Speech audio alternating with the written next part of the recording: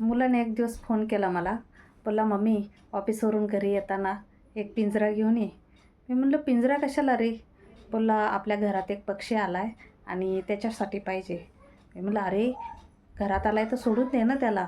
आपण कधी पक्षी वगैरे पाळतो का? कशाला पाहिजे पक्षी?" तर बोलला, "नाही, तो उडत उडत आला होता आणि कावळ्यांनी त्याच्यावरती हल्ला केला. मग त्याला जरा जखम झाली. मग तो आपल्या दारापुढं पडला होता. मग मी त्याला वाचवला आणि घरात आणला.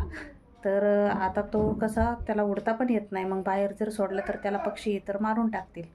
तर मी म्हणलं, "ठीक आहे, चल, मुलांनी कधीतरी एक चांगलं काम केलं तर चांगली सवय." मी म्हणलं, "ठीक आहे, त्याला ठेव घरी." तर मग मी म्हणलं, "पिंजरा वगैरे काय नको, त्याला एका खोक्यात ठेवून दे." तर पण परत एक लक्ष आलं, की घरामध्ये कसा सीलिंग फॅन आहे, मग तो जर समजा उडला वगैरे तर मग त्याला परत अपाय होईल. म्हणून मग आम्ही काय केलं, की एक पिंजरा आणला, त्याला खायला वगैरे आणलं आणि त्याच्यावर उपचार करण्यासाठी एक पक्षीमित्र बोलवला. तर त्या पक्षीमित्राने आम्हाला सांगितलं, की तो एक आफ्रिकन लव्हबर्ड आहे आणि तो पाळण्यासाठीच असतो. तरीसुद्धा आम्हाला ते पक्षी वगैरे पाळणं काही आमच्या तत्त्वात बसत नव्हतं. मग आम्ही बोलले, "नको, त्याला जोपर्यंत त्याला बरं वाटत नाही किंवा चांगलं उडता येत नाही तोपर्यंत राहू द्या इथं आणि नंतर आपण मस्त मैदानात जाऊन त्याला सोडून देऊ निसर्गात." तर त्याच्या पद्धतीनं तो मग मार्ग शोधील. तर असं आमचं ठरलं होतं. पण झालं असं, की हळू आम्ही त्या पक्षामध्ये एवढं रमायला लागलो, की त्याचं म्हणजे कसं मस्त रंगीबेरंगी पिसं होती त्याची, अशी पोपटासारखी लाल चुटूक चोच आणि एवढा छान आवाजात तो असा किलबिल करायचा. तर ते ऐकायला खरंच खूप गोड वाटायचं आणि त्याला जेव्हा आम्ही असं खायला द्यायचो, कोथिंबिरीची काडी वगैरे जेव्हा खायला द्यायचो, तर तो मस्त असा आमच्या हातामधून घेऊन खायचा आणि असं मस्त हाताला असा चावा घ्यायचा प्रयत्न करायचा. तर आम्हाला त्याची मस्त मजा वाटायची. आणि नंतर मग त्याला थोडंसं बरं वाटल्यावर आम्ही काय करायचो, की पिंजऱ्याचं दार उघडंच ठेवायचो. मग त्याला जेव्हा वाटायचं तेव्हा तो बाहेर यायचा. मस्त सगळीकडं घरभर फिरायचा आणि आमची त्याला एवढी सवय झाली होती, की तो असा आमच्या अंगाखांद्यावरती खेळायचा. म्हणजे एक दिवस तर मी झाडत होते आणि हा मस्त माझ्या पाठीवरती येऊन बसला आणि हे करायलाच तयार नाही, उतरायलाच तयार नाही. नंतर मुलाला म्हणलं, "याला घे बाबा, मी किती वेळ वाकून राहू असं." तर अशा पद्धतीनं म्हणजे त्याचा सगळ्यांना एवढा लळा लागला होता, की आमची 2 छोटी पिल्लं म्हणजे माझ्या दिराची मुलं तर सकाळी उठली, की पहिलं म्हणायचे, "मिठ्या उठला का?" त्याचं नाव आम्ही मिठ्या ठेवलं होतं. तर त्याच्या जवळ येऊन बसायची, मस्त टाईमपास करायचो आम्ही. त्याला मोबाईलमध्ये पक्ष्यांचे आवाज वगैरे लावले का त्याला वाटायचं, की खरे पक्षी आलेत. मग तो मस्त त्या मोबाईलबरोबर खेळत बसायचा भरपूर वेळ. तर जेव्हा वेळ भेटायचा तेव्हा आम्ही त्याला बाहेर पण काढायचो त्याच्या पिंजऱ्यासह. पण तो कधीच असा बाहेर येऊन उडायचा त्याने प्रयत्न नाही केला. त्याला उडता यायला लागलं तरी पण. तर हळू-हळू 15 दिवस होत आले आणि त्याला जो सोडून द्यायचा आमचा विचार होता, तो हळू बंद झाला आणि त्याला सोडून देण्याऐवजी त्याच्या जोडीला एक अजून एक लव्ह बर्ड्स आणावा. तर असं वाटायला लागलं आम्हाला. पण बरोबर 15व्या दिवशी जसं की आम्ही ठरवलं होतं, तर तो आमच्या समोर पिंजऱ्यातून बाहेर निघाला आणि उडून गेला बाहेर.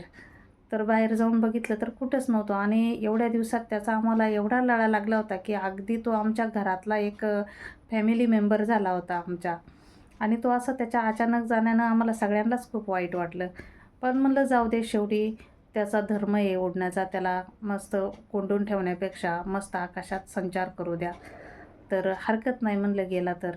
पण मनामध्ये कुठेतरी एक हुरहूर लागली, की त्याला आपली एवढी सवय होती. आपण एवढं त्याला एवढ्या दिवसापासून मोकळं सोडत होतो, तरीसुद्धा तो कधीच बाहेर गेला नाही. आपल्या अंगाखांद्यावर खेळायचा, मस्तपैकी हातावरती येऊन दाणे टिपायचा. तर त्याला असं अचानक का जावंसं वाटलं असेल? तर मग सहज मला एक लहानपणी आम्हाच्या पाठ्यपुस्तकातला एक धडा आठवला चांदणीचा.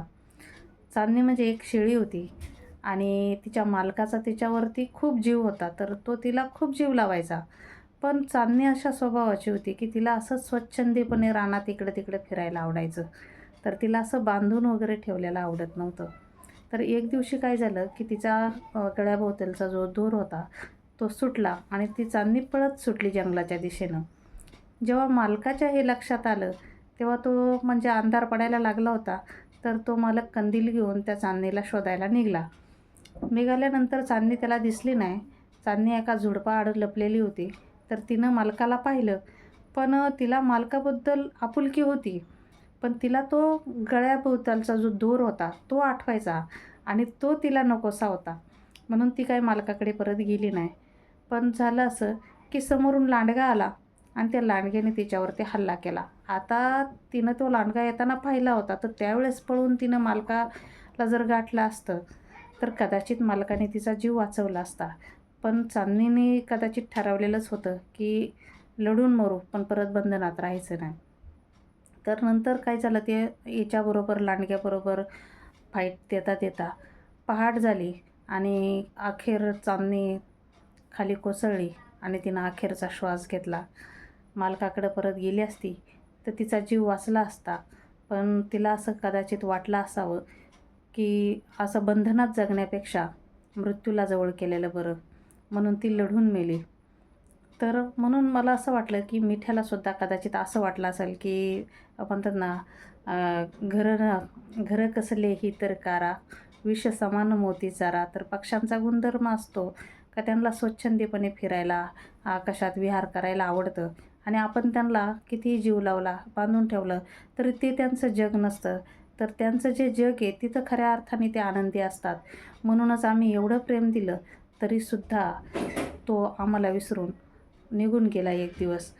तर मला सगळ्यांना ह्या गोष्टीवरून हेच सांगायचं आहे, की जे पक्षी असतात त्यांना तुम्ही पाळता, त्यांचे पंख छाटता, तर हे बरोबर नाही. त्यांचं जग निसर्गात आहे.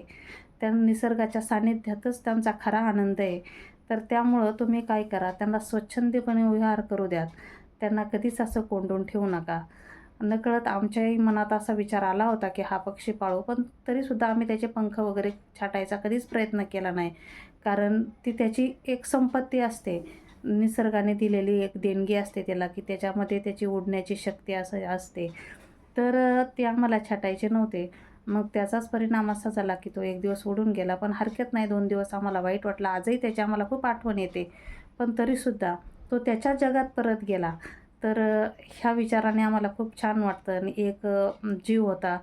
तो जसं की त्याला जर चांगले उपचार दिले नसते, तर कदाचित तो मेला पण असता. पण मुलाने त्याची चांगली काळजी घेतली, त्याला जपला आणि तो परत गेला आपल्या वाटेने. तर हरकत नाही. तर असंच पशुपक्ष्यांवरती, प्राण्यांवरती दया करा, त्यांच्यावरती भरभरून प्रेम करा. पण त्यांना बंधनात ठेवू नका आपल्या आनंदासाठी. एवढंच सांगायचं होतं. धन्यवाद.